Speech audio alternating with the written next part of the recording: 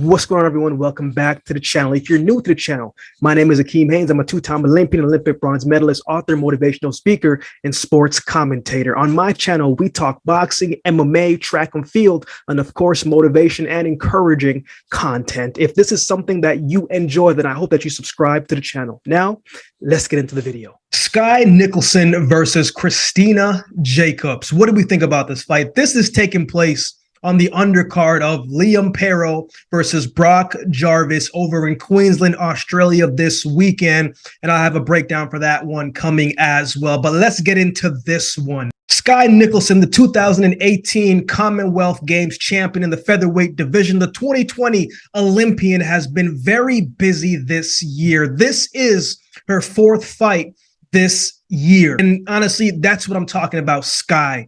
Like, that's what you need to do as a young fighter, to just get that work in, to stay busy, to stay inside of the ring. Now, when I say young fighter, I'm not talking about age, right? Because she's 27, but I'm talking about in the professional scene, the professional fights. She's only had 4 professional fights, but in those 4, she has won them all. Skye is very sound, right? Very calculated, fast hands, quick snapping jab. She's a thinker. She's got good footwork, but she has more of that pivoting style in her movements where she's keeping every single thing in the center of the ring. Obviously, with her amateur pedigree and amateur background, you can see why she was successful in the amateurs, and she has brought that same energy and that same focus to the professional level so far. If you let Skye control the pace of the fight, she is going to stay there all night from a distance. She'll pot shot you, she'll jab you, she'll step beside you and hit you, she'll counter punch you as you're coming in. She's been gaining confidence with each fight. You can tell she's finding her groove, like she's feeling good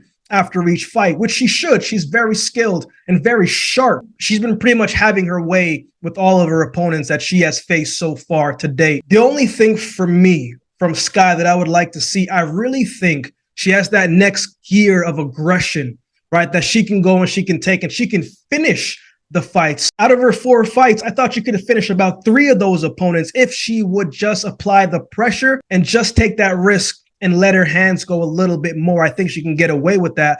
She's quick enough, has quick enough reflexes to get out of the way and to be defensively responsible enough where she can hit and not get hit, even if she does take that risk. But I would just like to see her be more aggressive, right? More assertive, and to really get in and let her hands go. And she can take out some of her opponents and win by KO. But that's just me being picky, because I know she has that skill and that capability that she can knock out her opponents and just pick up the tempo a little bit more. But nonetheless, she's won every fight pretty easily, pretty convincingly. Now let's talk about her opponent, Krystina Jacobs. She's coming into this one with a record of 6 wins, 3 losses. This is the first time that I'm hearing about her, and there wasn't too much tape on her that I could find, but from what I have seen, she's a come forward type of fighter. Likes to get in the inside, likes to get inside the pocket. She doesn't throw a whole lot of punches, not a whole lot of jabs as well too. Even when she does jab, it's more like a flick, right? I don't think it's meant to hurt you. I think it's just meant to keep you at distance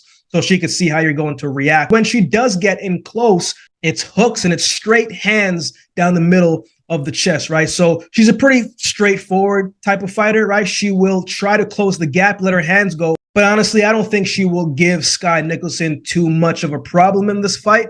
Jacobs isn't really the quickest. She's much slower than Skye in almost every category, right? She had a flash knockdown against Lorenda Webb a couple fights back, if I remember correctly, but she didn't really do too much after the knockdown to really close out the show. But I have Skye winning this one pretty convincingly again by unanimous decision. So all my bettors out there, I would say that's a pretty safe bet that Skye wins this one, definitely by decision. She's been very active this year, so maybe she'll try and fight one more before the year's end. But she's definitely been developing and getting some very good rounds in. And this will absolutely serve her well as the competition starts to pick up and she starts to fight better fighters down the road. But what are your thoughts on this fight? Who do you have winning this one? Let me know in the comments section below. If you would like to support the channel, there's a couple ways that you can do so. You can like, comment, share, and subscribe to the channel. If you'd like to support by way of donation, you can find options in the description below. Also, my Cash App handle will be on screen as well. Any amount goes towards the growth of this channel and will be greatly, greatly appreciated. If you'd like to follow me on social media, my social media handles will be on screen as well. So with all that being said, if you've been watching the video this long, then do me a favor and subscribe to the channel, and we'll definitely see you next time.